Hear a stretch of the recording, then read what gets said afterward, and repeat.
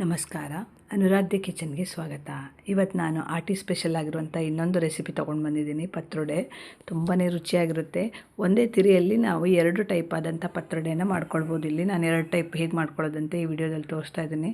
ಈ 2 ಸಹ ಟೇಸ್ಟಲ್ಲಿ ಅಲ್ಟಿಮೇಟ್ ಆಗಿರುತ್ತೆ. ಈ ಪತ್ರೊಡೆ ಈಸಿ, ಅದರಲ್ಲೂ ಈ ಆಟಿ ಟೈಮಲ್ಲಿ ತಿನ್ನಲೇಬೇಕಲ್ವ ಪತ್ರೊಡೆನ. ಇದನ್ನು ಖಂಡಿತ ಟ್ರೈ ಮಾಡಿ, ನೀವು ಚೆನ್ನಾಗಿರುತ್ತೆ.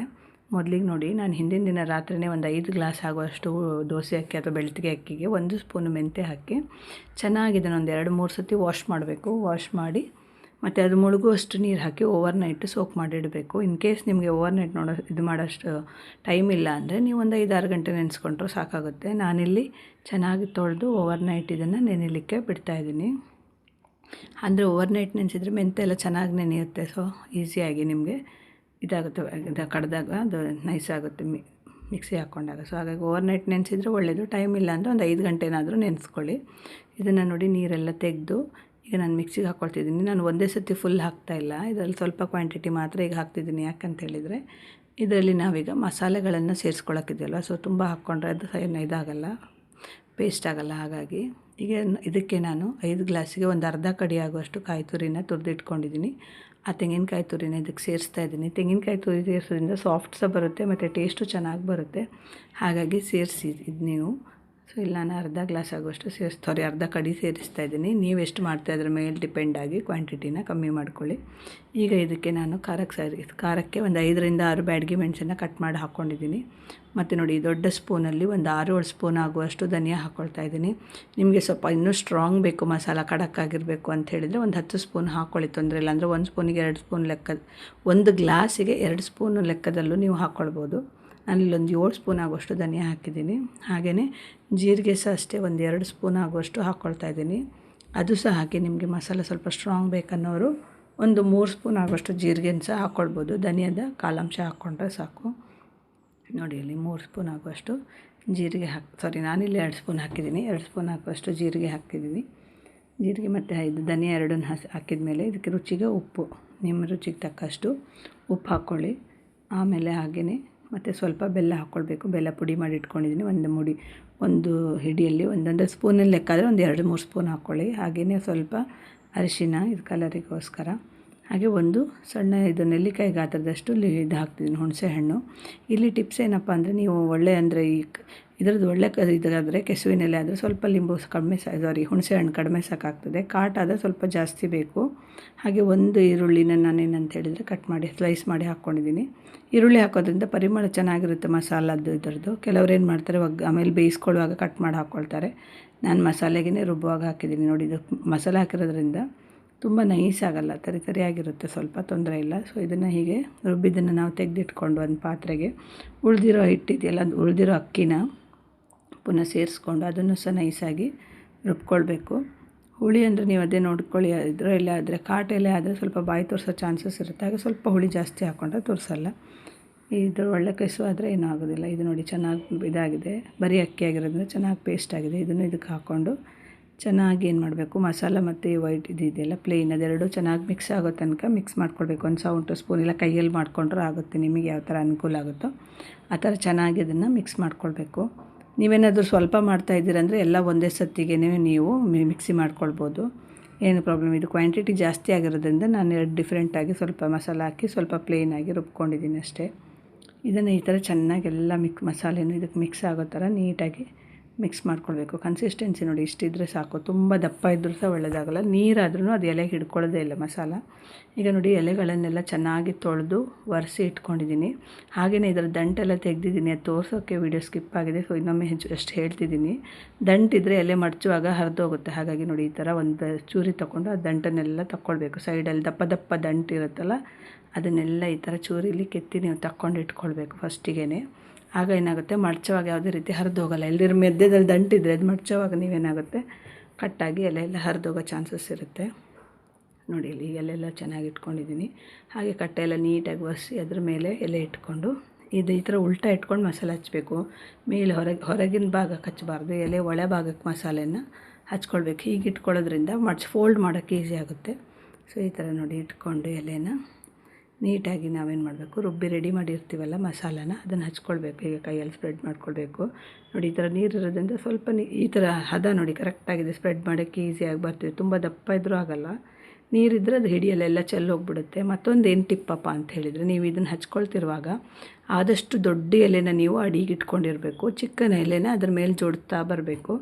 ಇಲ್ಲಾಂದರೆ ಏನಾಗುತ್ತೆ, ಚಿಕ್ಕ ಎಲೆ ನೀವು ಅಡಿಗಿಟ್ಟು ದೊಡ್ಡ ಎಲೆ ಹೊರಗಿಟ್ಟರೆ ಮಸಾಲೆಗಳೆಲ್ಲ ಹೊರಗೆ ಬಂದು ಹಚ್ಚುವಾಗ ನೆಲಕ್ಕಾಗೋದು, ಇಲ್ಲದಿದ್ದರೆ ಮಡ್ಚಿಡುವಾಗೆಲ್ಲ ಪಾತ್ರೆ ಹಿಡಿಯೋದು, ಆ ಥರ ಎಲ್ಲ ಆಗುತ್ತೆ. ಹಾಗಾಗಿ ದೊಡ್ಡ ಎಲೆನ ಇಟ್ಕೊಂಡು ಅದ್ರ ಮೇಲೆ ಚಿಕ್ಕ ಚಿಕ್ಕ ಎಲೆನ ಇಟ್ಕೊಂಡು ಈ ಥರ ಒಂದ್ರ ಮೇಲೊಂದು ಇಟ್ಕೊಂಡು ಮಸಾಲೆ ಹಚ್ತಾ ಬರಬೇಕು. ನಾನಿಲ್ಲೊಂದು 5 ಎಲೆನ ಇಟ್ಟಿದ್ದೀನಿ ಒಂದ್ರ ಮೇಲೊಂದು. ಹೀಗೇ ನೀವು ನೋಡ್ಕೊಂಡು ನಿಮಗೆ ಎಷ್ಟು ದಪ್ಪ ಬೇಕು. ನಾರ್ಮಲಾಗಿ 4-5 ಇಟ್ಕೊಂಡ್ರೆ ಸಾಕಾಗುತ್ತೆ. ತುಂಬ ದಪ್ಪ ಮಾಡಿಕೊಂಡ್ರೆ ಫೋಲ್ಡ್ ಮಾಡೋಕ್ಕೆ ಕಷ್ಟ ಆಗುತ್ತೆ. ನೋಡಿ ಇಲ್ಲ, ಅದಕ್ಕಿಂತ ಈ ಎಲೆ ಸ್ವಲ್ಪ ಚಿಕ್ಕದಾಗಿದೆ. ಹೀಗೇ ಒಂದು 4-5 ಎಲೆ ಇಟ್ಟ ಮೇಲೆ ಈ ಥರ ಫಸ್ಟಿಗೆ ನೋಡಿ ತುದಿನ ನೀನು ಈ ಥರ ಮಡ್ಚ್ಕೊಳ್ಬೇಕು. 2 ಸೈಡು ಮಡ್ಚ್ಕೊಂಡ್ಮೇಲೆ ಅದಕ್ಕೆ ಸ್ವಲ್ಪ ಮತ್ತೆ ಈ ಥರ ಹಿಟ್ಟನ್ನು ಹಚ್ಕೊಳ್ಬೇಕು. ಕೆಲವು ಸರಿ ಎಲೆ ಏನಾಗುತ್ತೆ ಚಿಕ್ಕ ಚಿಕ್ಕದಿರುತ್ತೆ, ಆಗ ನೀವು ಹಿಂಗೆ ತುದಿ ಮಡಚಿ ಡೈರೆಕ್ಟಾಗಿ ಒಂದ್ರ ಮೇಲೆ ಒಂದು ಮಡಚಿಟ್ಕೊಳ್ಬೋದು. ಈ ಎಲೆ ದೊಡ್ಡದಿರೋದ್ರಿಂದ ನಾನು ಮತ್ತೆ ಈ ಥರ ಇನ್ನೊಂದು ಫೋಲ್ಡ್ ಮಾಡ್ತಾಯಿದ್ದೀನಿ. ನೋಡಿ ಈ ಥರ ಅಲ್ಲೂ ಹಾಗೆ ಸ್ವಲ್ಪ ನೀವು ಮಸಾಲಾನ ಹಚ್ಕೊಳ್ಬೇಕಾಗದು. ಒಂದಕ್ಕೊಂದು ಅಂಟ್ಕೊಳ್ಳುತ್ತೆ. ಮತ್ತು ಎಲ್ಲೂ ಬರೀ ಎಲೆ ಇರಲ್ಲ, ಮಸಾಲೆ ಎಲ್ಲ ಎಲೆಗೂ ಚೆನ್ನಾಗಿ ಹತ್ಕೊಳ್ಳುತ್ತೆ ಅನ್ನೋ ಕಾರಣಕ್ಕೆ ನೋಡಿ ಇಲ್ಲಿ ಸಹ ಹಾಗೆ ಸ್ವಲ್ಪ ಮಸಾಲೆನ ಚೆನ್ನಾಗಿ ಹಚ್ಚಬೇಕು. ಈ ಥರ ಹಚ್ಚಿದರೆ ಸಾಕು. ಮತ್ತು ನಾವೇನು ಮಾಡಬೇಕು ಅಂತ ಹೇಳಿದರೆ, ಟೈಟಾಗಿ ಹಿಡ್ಕೊಂಡು ಇದನ್ನು ಫೋಲ್ಡ್ ಮಾಡಬೇಕು. ಫೋಲ್ಡ್ ಮಾಡುವಾಗ ಸ್ವಲ್ಪ ಟೈಟಾಗಿ ಫೋಲ್ಡ್ ಮಾಡಿದರೆ ಬಿಚ್ಕೊಳ್ಳಲ್ಲ, ಅದು ಆರಾಮಾಗಿ ಬೇಯೋ ತನಕ ಹಾಗೇ ಇರುತ್ತೆ. ಚೆನ್ನಾಗಿ ಶೇಪಲ್ಲೇ ಬರುತ್ತೆ. ಇಲ್ಲ ಏನಾಗುತ್ತೆ, ಲೂಸ್ ಇದ್ದರೆ ನೀವು ಇಡೋವಾಗ ಬಿಚ್ಕೊಂಡು ಬಿಡುತ್ತೆ. ನೋಡಿ ಈ ಥರ ಮಾಡಿ ಕೊನೆಗೆ ಇದ್ರ ಮೇಲೆ ಸ್ವಲ್ಪ ಮಸಾಲ ಹಚ್ಕೊಂಡ್ರೆ ಆಯಿತು. ಇದೇ ಥರ ನಿಮ್ಮ ಹತ್ರ ಎಷ್ಟು ಎಲೆ ಇದೆಯೋ ಅದೆಲ್ಲದಕ್ಕೂ ಇದೇ ಥರ ನೀವು ಮಸಾಲ ಹಚ್ಕೊಂಡು ಫೋಲ್ಡ್ ಮಾಡಿ ಇಟ್ಕೊಳ್ಬೇಕು. ಈ ಟೈಮಲ್ಲಿ ಏನು ಮಾಡಬೇಕು, ಒಂದು ಸ್ಟೀಮರಲ್ಲಿ ಅಥವಾ ಇಡ್ಲಿ ಪಾತ್ರೆಯಲ್ಲಿ ನೀವು ನೀರನ್ನು ಇಟ್ಟು ಆಲ್ರೆಡಿ ಬಿಸಿ ಆಗೋಕ್ಕೆ ಇಟ್ಟಿರಬೇಕು. ನಾನು ಆಲ್ರೆಡಿ ಇಟ್ಟಿದ್ದೀನಿ ಇಡ್ಲಿ ಪಾತ್ರನ. ಅದ್ರ ಮೇಲೆ ಈ ಥರ ಹಚ್ಚಿದಂತಹದ್ದನ್ನು ಒಂದೊಂದಾಗಿ ಜೋಡಿಸ್ಕೊಳ್ತಾ ಇದ್ದೀನಿ. ನೋಡಿ ಇಲ್ಲಿ ಎಲ್ಲದಕ್ಕೂ ಹಚ್ಚಿಟ್ಕೊಂಡಿದ್ದೆ. ಈಗ ನಾನು ಇದನ್ನು ಸ್ವಲ್ಪ ಆದಷ್ಟು ಈಗ ಬಿಡಿಸಿಟ್ಕೊಂಡ್ರೆ ಒಳ್ಳೇದು. ಯಾಕಂದರೆ ಎಲ್ಲ ಕಡೆ ಹಬೆ ತಾಗಿ ಚೆನ್ನಾಗಿ ಬೆಂದ್ಕೊಳ್ಳುತ್ತೆ ಬೇಗ. ಈ ಥರ ಆದಮೇಲೆ ನೋಡಿ ಉಳಿದಿದ್ದು ಹಿಟ್ಟಿದ್ದರೆ ನೀವು ಈ ಥರ ಎಲ್ಲೆಲ್ಲಿ ಎಲೆ ಕಾಣ್ತದೆ ಅದಕ್ಕೆಲ್ಲ ಹಚ್ಚಿಬಿಟ್ರೆ ಆಯಿತು. ಹಾಗೆಯೇ ಇದನ್ನು ನಾವು ಈಗ ಮುಚ್ಚಿಟ್ಟು ಸ್ಟೀಮಲ್ಲಿ ಬೇಯಿಸ್ಕೊಳ್ಬೇಕು. ಹೇಗೆಂದರೆ ಒಂದು 10-15 ನಿಮಿಷ ನೀವು ಹೈ ಫ್ಲೇಮಲ್ಲಿ ಇಟ್ಟು ಬೇಯಿಸಬೇಕು. ಮತ್ತು ಒಂದು 10-15 ಮಿನಿಟ್ಸ್ ಮೀಡಿಯಮ್ ಲೋ ಫ್ಲೇಮಲ್ಲಿಟ್ಟರೆ ಚೆನ್ನಾಗಿ ಬೇಯುತ್ತೆ. ಒಂದು 25-30 ಮಿನಿಟ್ಸ್ ಒಳಗಡೆ ಸೂಪರಾಗಿ ಬೆಂದು ನಿಮ್ಮ ಪತ್ರೊಡೆ ಬೆಂದಿದ್ದು ಗಟ್ಟಿ ರೆಡಿ ಆಗುತ್ತೆ. ಹಾಗೆ ನಾನಿಲ್ಲಿ ಬೇಯಿಸ್ಕೊಂಡು ನೋಡಿ ಕಂಪ್ಲೀಟಾಗಿ ಕೂಲಾದ್ಮೇಲೆ ತೋರಿಸ್ತಾ ಇದ್ದೀನಿ. ನಾನೊಂದು 30 ಮಿನಿಟ್ಸ್ ಬೇಯಿಸ್ಕೊಂಡಿದ್ದೀನಿ. ಚೆನ್ನಾಗಿ ಬೆಂದಿದೆ, ನೋಡ್ತಿರ್ಬೋದು ನೀವು. ಎಲೆ ಎಲ್ಲ ಬಾಡ್ಕೊಂಡು ಸಾಫ್ಟಾಗಿದೆ. 30 ಮಿನಿಟ್ಸಲ್ಲಿ ಆರಾಮಾಗಿ ಬೇಯುತ್ತೆ. ನೋಡಿ ಯಾವುದೇ ರೀತಿ ಎಲೆ ಬಿಟ್ಕೊಂಡಿಲ್ಲ, ಏನಾಗಿಲ್ಲ, ಎಷ್ಟು ಚೆನ್ನಾಗಿ ಸೆಟ್ ಆಗಿದೆ ಅಂತ. ಇದನ್ನು ನಾವೀಗ ಫಸ್ಟ್ ಟೈಪ್ ಮಾಡ್ಕೊಳ್ಳೋದೇನೆಂದರೆ ಕಲ್ ಮೇಲೆ ಇಟ್ಕೊಳ್ಳೋದು. ಸೊ ಶಾಲೋ ಫ್ರೈ ಮಾಡ್ಕೊಳ್ಳೋದು. ಅದಕ್ಕೆ ನಾವೇನು ಮಾಡಬೇಕು, ಈ ಥರ ನಿಮಗೆ ಎಷ್ಟು ದಪ್ಪ ಬೇಕೋ ಆ ಥರ ಏನು ಮಾಡಬೇಕು, ಸಣ್ಣ ಸಣ್ಣ ಸ್ಲೈಸಸ್ ಆಗಿ ಕಟ್ ಮಾಡ್ಕೊಳ್ಬೇಕು. ತುಂಬ ತೆಳು ಮಾಡಿದರೆ ಗರಿಗರಿಯಾಗಿ ಬರುತ್ತೆ. ಸೊ ತುಂಬ ದಪ್ಪ ಮಾಡಿದರೆ ಚೆನ್ನಾಗಾಗಲ್ಲ. ನಾನಿಲ್ಲಿ ಮೀಡಿಯಮಲ್ಲಿ ಇಡ್ತಾಯಿದ್ದೀನಿ. ಈ ಥರ ನೋಡಿ ಮೀಡಿಯಮ್ ದಪ್ಪದಲ್ಲಿ ನೋಡಿ, ಯಾವುದೇ ಇದು ಲೇಯರ್ ಆಗಲಿ ಬಿಟ್ಕೊಂಡಿಲ್ಲ, ಎಷ್ಟು ಚೆನ್ನಾಗಿ ಬಂದಿದೆ ಅಂತ. ಇದನ್ನು ನೀವು ಎಣ್ಣೆಗೆ ಹಾಕಿ ಡೀಪ್ ಫ್ರೈ ಸಹ ಮಾಡ್ಬೋದು ಆಯಿಲಲ್ಲಿ. ಬಟ್ ಅದು ಟೇಸ್ಟ್ ಇರುತ್ತೆ. ನಿಮ್ಗೆ ಹೆಲ್ದಿಯಾಗಿ ಬೇಕಾದರೆ ನೀವೇನು ಮಾಡಬೇಕು, ಡೀಪ್ ಫ್ರೈ ಮಾಡೋ ಬದಲು ತವ ಮೇಲೆ ಅಥವಾ ಪ್ಯಾನಲ್ಲಿಟ್ಟು ಶಾಲೋ ಫ್ರೈ ಮಾಡಿದರೆ ಒಳ್ಳೆಯದಾಗುತ್ತೆ. ಟೇಸ್ಟು ಚೆನ್ನಾಗಿರುತ್ತೆ, ಹೆಲ್ದಿಯಾಗಿಯೂ ಇರುತ್ತೆ. ಹಾಗಾಗಿ ನಾನಿಲ್ಲಿ ಶಾಲೋ ಫ್ರೈನೇ ಮಾಡ್ತಾಯಿದ್ದೀನಿ. ಇಷ್ಟ ಇದ್ದವರು ಡೀಪ್ ಫ್ರೈ ಬೇಕಾದರೆ ಮಾಡ್ಕೊಳ್ಬೋದು. ನೋಡಿ ಇಲ್ಲಿ ಎಷ್ಟು ಚೆನ್ನಾಗಿ ಎಲ್ಲ ಲೇಯರು ಬಂದಿದೆ, ಯಾವುದು ಬಿಟ್ಕೊಳ್ಳಿಲ್ಲ. ಈ ಥರ ಮೀಡಿಯಮ್ ದಪ್ಪದಲ್ಲಿ ಸ್ಲೈಸಸ್ ಮಾಡ್ಕೊಂಡಿದ್ದೀನಿ. ಇಲ್ಲಿ ತವ ಕಾಯ್ಲಿಕ್ಕೆ ಇಟ್ಟಿದ್ದೀನಿ. ನೆಕ್ಸ್ಟು ಈಗ ನೋಡಿ ಚೆನ್ನಾಗಿ ಕಾದಿದೆ. ಇದಕ್ಕೆ ಸ್ವಲ್ಪ ಎಣ್ಣೆ ಹಾಕ್ಕೊಳ್ಬೇಕು. 1 ಸ್ಪೂನ್ ಆಗುವಷ್ಟು ಎಣ್ಣೆ ಹಾಕ್ಕೊಂಡು ಚೆನ್ನಾಗಿ ಸ್ಪ್ರೆಡ್ ಮಾಡ್ಕೊಳ್ಳಿ. ಇಲ್ಲೂ ಹಾಗೆ ನಿಮಗೆ ತೆಂಗಿನ ಎಣ್ಣೆ ಇಷ್ಟ ಆದರೆ ತೆಂಗಿನ ಎಣ್ಣೆನ ಯೂಸ್ ಮಾಡ್ಕೊಳ್ಬೋದು. ನಾನಿಲ್ಲಿ ಕುಕ್ಕಿಂಗ್ ಆಯಿಲೇ ಯೂಸ್ ಮಾಡಿದ್ದೀನಿ.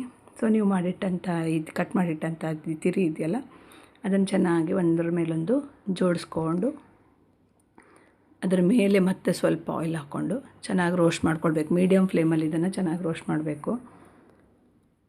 ತೆಳು ಮಾಡ್ಕೊಂಡ್ರೆ ಇನ್ನೂ ಗರಿಯಾಗಿ ಬರುತ್ತೆ. ಅದು ನಿಮಗೆ ಯಾವ ಥರ ಬೇಕೋ ಆ ಥರ ಮಾಡ್ಕೊಳ್ಳಿ. ಇದಾದರೆ ಸ್ವಲ್ಪ ಹೊರಗಡೆಯಿಂದ ಕ್ರಿಸ್ಪಿಯಾಗಿ ಒಳಗಡೆ ಸಾಫ್ಟ್ ಇರುತ್ತೆ. ಚೆನ್ನಾಗಿ ತಿನ್ನೋಕ್ಕೆ ಚೆನ್ನಾಗಿರುತ್ತೆ. ಈಗ ನೋಡಿ ಒಂದು ಸೈಡ್ ನಾವು ಈ ಥರ ಎಲ್ಲದನ್ನು ಈ ಥರ ಉಲ್ಟಾ ಮಾಡ್ಕೊಂಡು ಇನ್ನೊಂದು ಸೈಡು ಕಾಸ್ಕೊಳ್ಬೇಕು ಚೆನ್ನಾಗಿ. ಸ್ವಲ್ಪ ಲೈಟಾಗಿ ಕಲರ್ ಚೇಂಜ್ ಆಗಿದೆ ನೋಡಿ. ನಿಮಗೆ ಗೋಲ್ಡನ್ ಬ್ರೌನ್ ಬರೋ ತನಕ ಚೆನ್ನಾಗಿ ರೋಸ್ಟ್ ಮಾಡಿಕೊಂಡ್ರೆ ಆಯಿತು ಅಷ್ಟೇ. ಬೇರೆ ನೀವು ಇದನ್ನೆಲ್ಲ ಹೇಗೆ ರೋಸ್ಟ್ ಮಾಡ್ತೀರಲ್ವ, ಕಲ್ಲಲ್ಲಿ ಇಡ್ತೀರಲ್ವ ಪೌಡಿಗಳನ್ನು, ಆ ಥರ ಮಾಡಿದರೆ ಆಯಿತು.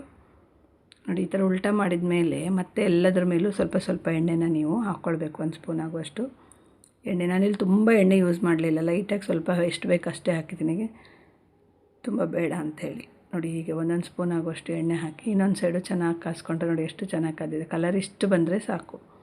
ನಮ್ಮದು ಪತ್ರೊಡೆ ರೆಡಿಯಾಗಿರುತ್ತೆ. ಇದಕ್ಕೆ ಏನು ಸೈಡ್ ಡಿಶ್ ಏನು ಬೇಡ, ಖಾಲಿ ಒಳ್ಳೆ ಫ್ರೆಶ್ ಬೆಣ್ಣೆ ಇದ್ದರೆ ಸಾಕು. ಬಿಸಿ ಬಿಸಿ ಪತ್ರೊಡೆನ ಬೆಣ್ಣೆ ಒಟ್ಟಿಗೆ ತಿಂತಾಯಿದ್ರೆ ಸೂಪರಾಗಿರುತ್ತೆ, ಎಲ್ರಿಗೂ ಇಷ್ಟ ಆಗುತ್ತೆ. ನಿಮ್ಮ ಮನೇಲಿ ಏನಾದರೂ ಕೆಸುವಿನ ಎಲೆ ಇದ್ದರೆ ಈ ಥರ ಮಾಡಿ ತಿನ್ನೋದನ್ನು ಮಿಸ್ ಮಾಡಬೇಡಿ, ತುಂಬಾ ಚೆನ್ನಾಗಿರುತ್ತೆ. ಅದರಲ್ಲೂ ಈ ಆಟಿ ತಿಂಗಳಲ್ಲಿ ತಿಂದರೆ ಆರೋಗ್ಯಕ್ಕೂ ಒಳ್ಳೆಯದು. ಹಾಗಾಗಿ ಇದ್ದರೆ ಈ ಥರ ಇದ್ದರೆ ಮಾಡಿ ರೆಸಿಪಿ ಹೇಗಿತ್ತು ಅಂತ ಕಮೆಂಟಲ್ಲಿ ತಿಳಿಸಿ. ಇನ್ ಕೇಸ್ ನೀವು ಮಸಾಲಲ್ಲಿ ಏನಾದರೂ ಡಿಫ್ರೆಂಟಾಗಿ ಹಾಕ್ತೀರ, ಅದನ್ನು ಇಷ್ಟು ಬಿಟ್ಟು ಎಕ್ಸ್ಟ್ರಾ ಅಂದರೆ ಅದನ್ನು ಕಮೆಂಟಲ್ಲಿ ತಿಳಿಸಿ. ನೋಡಿ ಇಲ್ಲಿ ಈ ಥರ ಚೆನ್ನಾಗಿದೆ. ಆದಮೇಲೆ ಇದನ್ನೊಂದು ಪ್ಲೇಟಿಗೆ ತಕ್ಕೊಂಡ್ರೆ ಆಯಿತು. ಒಂದು ಟೈಪ್ ಇದು ಅಂದರೆ ನಮ್ಮದು ಕಲ್ಲಲ್ಲಿಡುವಂತಹ ಪತ್ರೊಡೆ ರೆಡಿಯಾಗಿದೆ. ಇದಕ್ಕೆ ತುಂಬ ಇಷ್ಟ ಆಗುತ್ತೆ ಎಲ್ರಿಗೂ. ನೀವು ಬೇಕಾದದ್ದಕ್ಕೆ ಎಕ್ಸ್ಟ್ರಾ ಕ್ರಿಸ್ಪಿನೆಸ್ ಬೇಕಾದರೆ ಮೇಲೆ ಏನಾದರೂ ಸ್ವಲ್ಪ ಎಳ್ಳು ಆ ಥರ ಹಾಕ್ಕೊಳ್ಳೋದಾದರೂ ಹಾಕ್ಕೊಳ್ಬೋದು. ಇಷ್ಟೇ ಇದ್ರೂ ತುಂಬ ಚೆನ್ನಾಗಿರುತ್ತೆ. ಈಗ ನೋಡಿ ಇನ್ನೊಂದು ನಾನು ಏನು ಮಾಡ್ತಿದ್ದೀನಿ ಅಂದರೆ ತಿರಿನ ತೊಗೊಂಡು ಇದನ್ನು ಈ ಥರ ಕಟ್ ಮಾಡ್ಕೊಳ್ತಾ ಇದ್ದೀನಿ. ನೋಡ್ಕೊಳ್ಳಿ, ಈ ಥರ ಕಟ್ ಮಾಡಿಕೊಂಡು ಚಿಕ್ಕ ಚಿಕ್ಕದಾಗಿ ಒಗ್ಗರಿಸ್ಕೊಳ್ಬೋದು ನಾವು. ಸೊ ಇದು ಎರಡನೇ ಟೈಪು. ಈ ಥರ ಸಹ ನೀವು ಮಾಡ್ಕೊಳ್ಬೋದು. ನಮ್ಮಲ್ಲಿ ಈ ಥರ ಎಲ್ಲ ಮಕ್ಳಿಗೆ ತುಂಬ ಇಷ್ಟ ಆಗುತ್ತೆ, ಹಾಗಾಗಿ ಇದನ್ನು ಸಹ ನಾನು ಮಾಡ್ತಾಯಿದ್ದೀನಿ. ಈ ಥರ ನೋಡಿ ಚಿಕ್ಕ ಚಿಕ್ಕದಾಗಿ ಕಟ್ ಮಾಡ್ಕೊಳ್ಬೇಕು. ನಿಮಗೆ ಎಷ್ಟು ಅಂದರೆ ನೀವು ಎಷ್ಟು ಕ್ವಾಂಟಿಟಿನ ಒಗ್ಗರಿಸ್ಲಿಕ್ಕೆ ಇಷ್ಟಪಡ್ತೀರಲ್ಲ ಅಷ್ಟು ಉಂಡೆನ ಈ ಥರ ಚೆನ್ನಾಗಿ ಕಟ್ ಮಾಡಿಕೊಂಡ್ರೆ ಆಯಿತು. ನಾನು ಇಲ್ಲೊಂದು 2ರಿಂದ 3 ಆಗುವಷ್ಟು ತಿರಿಯನ್ನು ಉಂಡೆನ ಕಟ್ ಮಾಡಿ ಇಟ್ಕೊಂಡಿದ್ದೀನಿ. ಇದು ಒಗ್ಗರಿಸ್ಲಿಕ್ಕಂತ ನಾನು ರೆಡಿ ಮಾಡಿ ಇಟ್ಕೊಂಡದ್ದು. ಇದಕ್ಕೆ ನೋಡಿ ಒಂದು ಪ್ಯಾನ್ ಇಟ್ಟಿದ್ದೀನಿ. ಅದಕ್ಕೆ ಆದ ತಕ್ಷಣ ಆಯಿಲ್ ಹಾಕ್ತಾಯಿದ್ದೀನಿ. ಇದೊಂದು 4 ಟೇಬಲ್ ಸ್ಪೂನ್ ಆಗುವಷ್ಟು ಆಯಿಲ್ ಹಾಕಿದ್ದೀನಿ, 4ರಿಂದ 5. ನೀವು ಇದಕ್ಕೆ ಸಹ ಹಾಗೆ ತೆಂಗಿನೆಣ್ಣೆ ಬೇಕಾದರೆ ಯೂಸ್ ಮಾಡ್ಕೊಳ್ಳಿ, ನಿಮ್ಮ ಇಷ್ಟ. ಇದಕ್ಕಾದಮೇಲೆ ಚೆನ್ನಾಗಿ 1 ಸ್ಪೂನ್ ಆಗುವಷ್ಟು ಸಾಸಿವೆ ಹಾಕಬೇಕು. ಅದು ಚೆನ್ನಾಗಿ ಸಿಡಿಬೇಕು. ಚಟ್ಪಟ ಅಂದ ಮೇಲೆ ನೀವು ಇದಕ್ಕೆ 1 ಒಣಮೆಣಸು ಹಾಕಬೇಕು. ಹಾಗೆ 1 ಸ್ಪೂನ್ ಉದ್ದಿನಬೇಳೆ, ಹಾಗೆಯೇ 1 ಸ್ಪೂನು ಕಡಲೆಬೇಳೆ, ಹಾಗೆಯೇ ಒಂದು 2 ಸ್ಪೂನ್ ಆಗುವಷ್ಟು ಶೇಂಗಾ ಬೀಜ ಹಾಕ್ತಾಯಿದ್ದೀನಿ. ಶೇಂಗಾ ಬೀಜ ಹಾಕೋದ್ರಿಂದ ಟೇಸ್ಟ್ ಚೆನ್ನಾಗಿರುತ್ತೆ, ತಿನ್ನುವಾಗ ಬಾಯಿಗೆ ಸಿಕ್ಕಿದ್ರೆ ತುಂಬ ಚೆನ್ನಾಗಿರುತ್ತೆ. ಬೇಡ ಅಂದರೆ ಸ್ಕಿಪ್ ಮಾಡ್ಕೊಳ್ಬೋದು. ಸೊ ಇದು 3 ಹಾಕಿದ್ಮೇಲೆ ಚೆನ್ನಾಗಿ ರೋಸ್ಟ್ ಮಾಡ್ಕೊಳ್ಬೇಕು. ನೀವು ರೋಸ್ಟ್ ಮಾಡ್ಕೊಂಡ್ರೆ ಅದು ಬ್ರೌನಿಷ್ ಕಲರ್ ಬರಬೇಕು. ಶೇಂಗಾ ಎಲ್ಲ ಸ್ವಲ್ಪ ಗರಿ ಗರಿಯಾಗಿ ಆಗಬೇಕು, ಅಲ್ಲಿವರೆಗೂ ನೋಡಿಕೊಂಡು. ಮತ್ತು 1 ಒಣಮೆಣಸನ್ನು ಸುಮ್ಮನೆ ಫ್ಲೇವರಿಗೋಸ್ಕರ ಅಷ್ಟೇ, ಪರಿಮಳಕ್ಕೆ 1 ಒಣಮೆಣಸನ್ನು ನಾನು ಕಟ್ ಮಾಡಿ ಹಾಕ್ಕೊಂಡಿದ್ದೀನಿ. ಇದೆಲ್ಲ ಚೆನ್ನಾಗಿ ಹುರಿಯೋ ತನಕ, ಅಂದರೆ ಕಲರ್ ಚೇಂಜ್ ಆಗಿ ಗರಿ ಗರಿ ಆಗೋ ತನಕ ಹುರ್ಕೊಳ್ಬೇಕು. ಆಮೇಲೆ ಲಾಸ್ಟಿಗೆ 1 ಸ್ಪೂನ್ ಜೀರಿಗೆ ಹಾಕಿದ್ದೀನಿ. ಇದನ್ನು ಚೆನ್ನಾಗಿ ಹುರ್ಕೊಂಡು ಆಮೇಲೆ ಸಣ್ಣದಾಗಿ ಹೆಚ್ಚಿಟ್ಟಂತಹ ಕರಿಬೇವು ಸೊಪ್ಪನ್ನು ನೀವು ಇದಕ್ಕೆ ಆ್ಯಡ್ ಮಾಡ್ಕೊಳ್ಳಿ. ಇದನ್ನು ಹಾಗೆ ಚೆನ್ನಾಗಿ ಫ್ರೈ ಮಾಡ್ಕೊಂಡ್ಮೇಲೆ ಸ್ವಲ್ಪ ಹಿಂಗೆ ಹಾಕ್ಕೊಂಡಿದ್ದೀನಿ.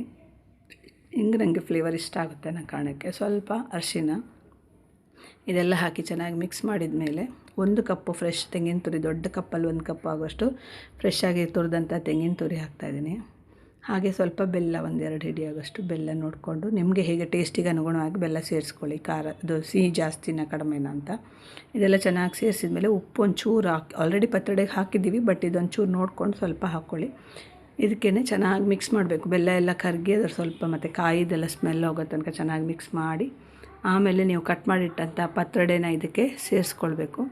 ಸೇರಿಸ್ಕೊಂಡು ಚೆನ್ನಾಗಿ ಮಿಕ್ಸ್ ಮಾಡಬೇಕಂದ್ರೆ ಎಲ್ಲ ಇದಕ್ಕೆ ಪತ್ರೊಡೆ ಪೀಸ್ಗಳಿಗೂ ಬೆಲ್ಲ, ಕಾಯಿ, ಉಪ್ಪೆಲ್ಲ ಚೆನ್ನಾಗಿ ಸೇರಬೇಕು, ಮಸಾಲೆಗಳು ಆ ಥರ. ಇದನ್ನು ಚೆನ್ನಾಗಿ 2 to 3 ಮಿನಿಟ್ಸ್ ಚೆನ್ನಾಗಿ ಮಿಕ್ಸ್ ಮಾಡಿಕೊಂಡ್ರೆ ಆಯಿತು ಅಷ್ಟೇ.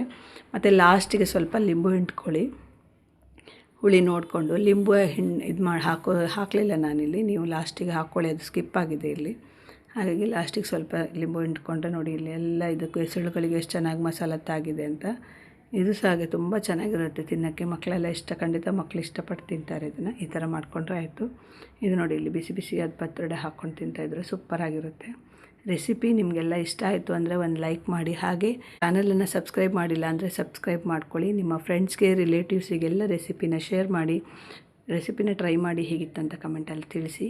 ಈ 2 ಟೈಪ್ ಪತ್ರೊಡೆಯಲ್ಲಿ ನಿಮ್ಮ ಫೇವ್ರೇಟ್ ಯಾವುದನ್ನೋದನ್ನು ಕಮೆಂಟಲ್ಲಿ ತಿಳಿಸಿ. ಎಲ್ರಿಗೂ ಒಳ್ಳೆಯದಾಗಲಿ. ಶುಭ ದಿನ.